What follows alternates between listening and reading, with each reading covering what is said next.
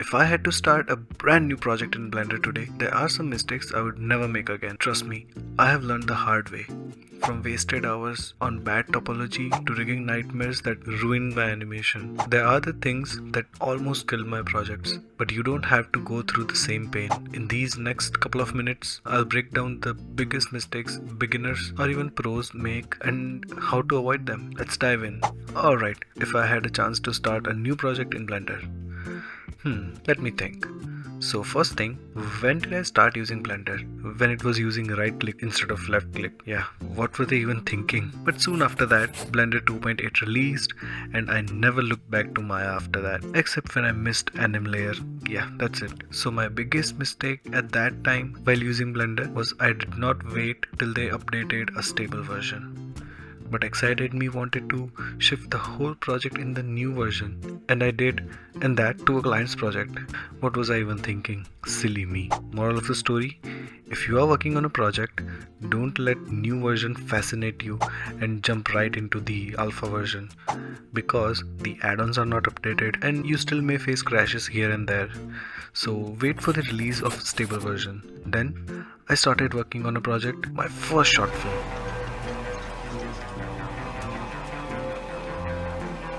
I mean, officially first. I worked on one more short film but never released it. Looks very outdated. When I see it now, I want to throw up. So, in the future, when time is right, I would love to do the whole project again in Blender and release it for you guys. And not make the mistake of using Unreal Engine because it looked very sexy to me at that time and I jumped right into it just to get overwhelmed by all the technical stuff. Okay, so where was I? Yeah, I started working on my short film while learning Blender because that felt natural to me. Natural. Whatever. And that was a time I felt like if I knew just this section of Blender, for example hair, I will make a really awesome short film. Then other times I felt like if I knew the rigging and skinning better, I would be able to make an awesome short film. And then I was like, if I knew VFX, I'll make an awesome short film. And then I thought if I knew retopology and sculpting, I'll make an awesome short film. But guys, what was a huge mistake on my part was I misaligned my goals from making short film to learning Blender. And I dove into the rabbit hole of learning everything in Blender, and it really gave me hell to a point where I had to decide if I want to create the short film or not.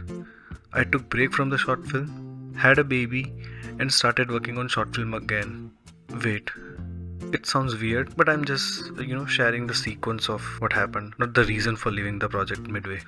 Yeah, so after a period of reflection, I decided to strictly learn stuff which matters to the project only. Otherwise, the learning never stops. So I would suggest only learn what's needed for your project and create a project around your current skill level. Don't overestimate your skills because that initial motivation really fuels your ego, and once that motivation rise, you stop working on your project and never pick it up again. So I would avoid the mistake of trying to learn everything at once. After that, what I did was I wanted to have a tag of an independent creator who created a whole short film on his own, and I did. So what happened other than satisfying my ego? Nothing. So I'm sitting here with around 3200 views on my short film. To this day I feel like I could just collaborate or at least get the word out in the early stages of the project, and the viewers might be more, at least more than what I have right now, because what is a project without its audience, right? So I would ask you to find people who vibes with you and your project, get help if needed, and share your progress on YouTube, Instagram, X, or whatever, whichever platform you prefer. It's up to you. Oh, I guess I'm again getting sidetracked here. This video was about using Blender, but I wish that you learn a thing or two so that you have an audience to share your work and journey. And mostly it's more fun this way. The previous me who just worked on a short film without any audience, and current me who is working on a short film with all the 1300 of you. I really am thankful to you guys.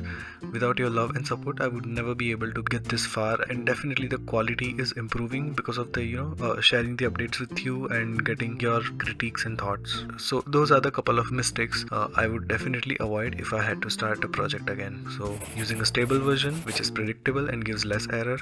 When working on a project, know your strengths and create project accordingly. You can learn more stuff and improve a lot along the way. Set your learning goals according to your project. Don't try to learn everything, because that way will only slow you down from reaching your goal, which is creating a project. Market your project from the early stages, because what is a project without its audience?